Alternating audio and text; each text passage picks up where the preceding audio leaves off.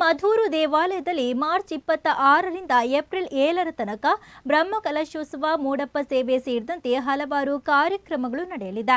ಇದರ ಪೂರ್ವಭಾವಿಯಾಗಿ ಇಂದು ಬೆಳಗ್ಗೆ 8 ಗಂಟೆಗೆ ಕ್ಷೇತ್ರದ ಅರ್ಚಕರ ನೇತೃತ್ವದಲ್ಲಿ ಗೊನೆ ಕಡಿಯುವ ಮುಹೂರ್ತ ನೆರವೇರಿದೆ. ಬಳಿಕ ಗೊನೆಯನ್ನ ದೇವಳದ ಗರ್ಭಗುಡಿಯ ಮುಂಭಾಗದಲ್ಲಿಟ್ಟು ದೇವರ ಕಾರ್ಯಕ್ರಮಗಳು ನಿರ್ವಿಘ್ನವಾಗಿ ನಡೆಯಲಿ ಎಂದು ಪ್ರಾರ್ಥನೆಯನ್ನು ಸಲ್ಲಿಸಲಾಯಿತು.